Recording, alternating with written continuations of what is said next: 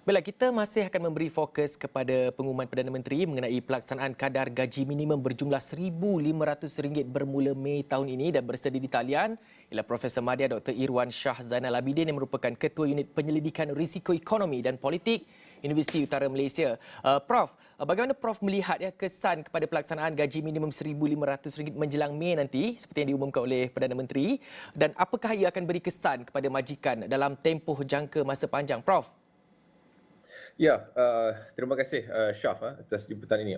Pertama sekali, kalau kita lihat dari segi sejarah permulaan gaji minimum, dasar gaji minimum ini apabila diperkenalkan pada tahun 2012 sehinggalah pada hari ini, kita melihat bahawa kesan-kesan yang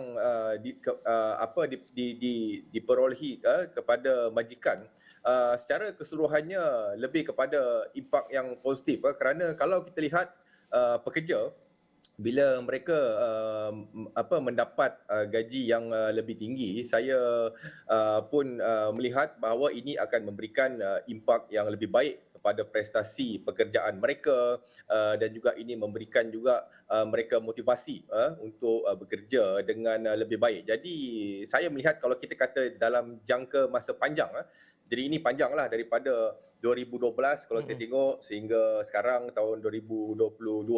Jadi apa yang saya nampak bahawa kita tidak melihat contohnya jangkaan bahawa adanya kesan pembuangan kerja secara besar-besaran, benda-benda itu semua kita lihat tidak berlaku. In fact kalau kita lihat apabila gaji minimum, dasar gaji minimum ini diperkenalkan pada tahun 2012 tu, bila dia mula diperkenalkan, kita tahu permulaan tu kalau saya tak silap berapa 800 900, dan ada perbezaan antara di Semenanjung Malaysia, Sabah, Sarawak dan juga Sabah, Sarawak dan wilayah Persekutuan Labuan. Tapi selepas itu ia dah diselaraskan dan juga ia telah pun mengalami peningkatan. Baru-baru ini sekarang 1,200, jadi bermula 1 Mei meningkat sehingga 1,500. Jadi pada saya secara keseluruhan dan kalau kita lihat secara bentuk jangka panjang, ia sememangnya memberikan satu impak yang baik kepada majikan juga.